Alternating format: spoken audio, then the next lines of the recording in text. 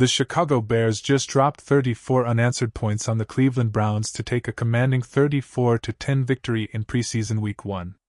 If you thought August football was supposed to be sloppy, Chicago turned on the Jets, dominated all three phases after a slow start, and put the rest of the league on notice.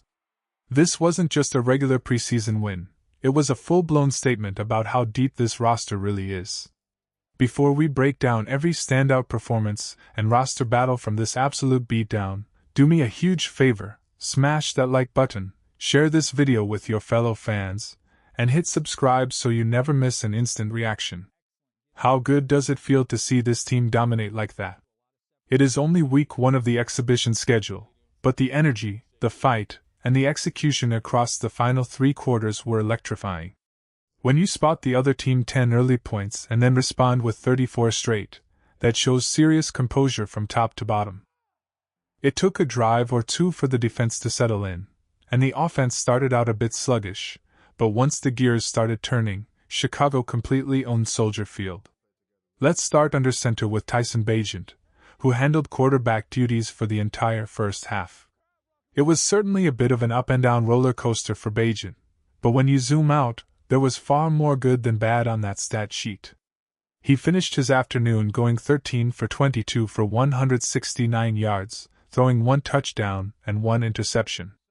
Early on, you could tell Bagent was fighting through some opening drive adrenaline.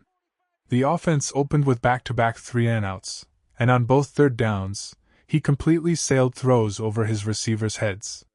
That interception over the middle in the second quarter was definitely one he will want back. He threw it late into traffic, and the defender undercut the route with ease, leaving tight end Steven Carlson completely out of position to fight back for the football.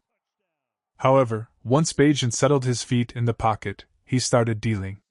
He found his rhythm on intermediate throws, delivered a gorgeous 25-yard touchdown strike to Maurice Alexander, and consistently kept the chains moving. That touchdown pass was a thing of beauty, hitting Alexander in stride across the field so he could turn the corner and score untouched. Offensive coordinator Ben Johnson would probably tell you he wants those early series to look a lot cleaner, but Bagent showed great resilience to rally the unit and build a lead before halftime.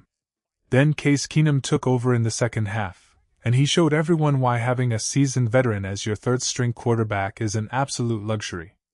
Keenum was virtually flawless, completing 9 of his 10 pass attempts for 151 yards and 2 touchdowns. He operated with total command, moved around the pocket with surprising agility, and distributed the ball with extreme precision. When your emergency signal caller can come in and execute at that high of a level, you realize how stable this quarterback room is. Beyond the quarterbacks, the wide receiver battle for the final roster spots took center stage, and this group put on an absolute clinic. Caden Davis was the undisputed star of the receiving corps, hauling in 4 catches for 88 yards and routinely burning the secondary. He looked explosive every single time the ball was in his hands. He took a 20-yard dig route from Bagent and turned on the afterburners for a 41-yard chunk gain, and he even climbed the ladder to snatch a high throw over the middle to rescue what could have been a disastrous turnover. If Miller Moss had delivered a slightly better deep ball late in the fourth quarter, Davis would have easily walked away with a monster touchdown catch. Maurice Alexander also made a massive statement. Outside of one early concentration drop, Alexander created consistent separation, flashed electric speed on his 25-yard score, and proved his worth on special teams with multiple solid punt returns. Scotty Miller delivered a classic technician's performance, toe-tapping the sideline on a crucial third-down conversion, making defenders miss an open space, and hauling in a beautiful back-shoulder throw from Keenum. Add in Ray McLeod stepping up late in the game with explosive plays after the catch, and his coaching staff is going to have some agonizing decisions to make when cutdown day arrives. Here is the question of the day for everyone watching. Assuming the team only keeps 6 wide receivers on the final 53-man roster, who is your pick to win that 6th spot? Are you locking in Caden Davis, Maurice Alexander, Scotty Miller, or Ray McLeod? Drop your answer in the comments right now and let me know who earned that jersey. Flipping over to the backfield, the battle for the RB3 role behind the top 2 rushers just reached a whole new level of intensity. Roscoe Johnson received the starting nod and gave the team solid, dependable volume. Johnson rushed with power, averaged over 4 yards per carry, picked up 19 yards on an explosive scamper, and caught a pass out of the backfield. He does everything right between the tackles, but Salvon Ahmed showed the type of game-breaking speed that completely changes the dynamic of an offense. Ahmed only carried the ball twice for 17 yards, but his biggest moment came on a masterfully designed bootleg screen. Keenum rolled right, drew the defense with him, and lofted the ball back across the left hash where Ahmed had a wall of blockers waiting for him. Ahmed showed elite patience, let his blocks develop, found daylight, and then hit a gear nobody on Cleveland's defense could match. He stiff-armed a safety in the open field and took it 49 yards all the way to the end zone. If Ahmed can prove he can hold up in pass protection and contribute on special teams coverage units, his raw playmaking ability could make him impossible to leave off this roster. Defensively, the front seven set an aggressive tone that suffocated Cleveland's ground game. The secondary took a couple of early punches, especially with backup cornerbacks getting matched up against top-tier wideouts like Jerry Jeudy, but the run defense was downright dominant. Chicago racked up 7 tackles for loss and consistently shut down short yardage conversions on critical third-and shorts. For most of the contest, the defense held the opponent under 2.5 yards per carry, forcing Cleveland into predictable passing situations where the front could pin its ears back. Neville Gallimore blew up interior running lanes and generated pressure up the middle. James Lynch batted a pass at the line of scrimmage and added a quarterback hit. Devin Bush delivered a violent tackle for loss on a third-and short on the very first series, while Jack Sanborn flew around from sideline to sideline.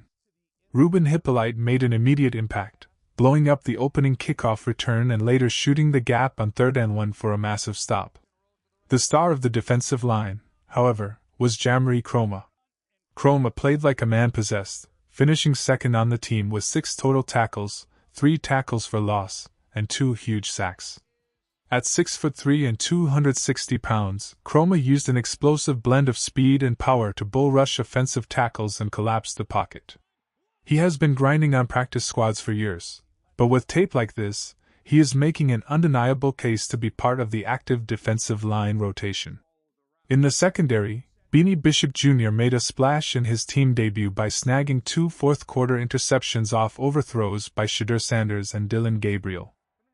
Being in the right place at the right time is an invaluable skill for a defensive back, and Bishop showcased great ball skills and awareness alongside 3 pass breakups. While Bishop does face a 3-game suspension to open the regular season, his proven playmaking upside at the nickel spot gives the front office a very intriguing asset to develop. Chicago walks out of Week 1 with a dominant 34-10 victory, stacked with positive film and plenty of competition across the depth chart. Next up, the team heads into a massive week of joint practices and a matchup against the Cincinnati Bengals before closing out the preseason against the Tennessee Titans. Keep the excitement going down in the comments, and bear down.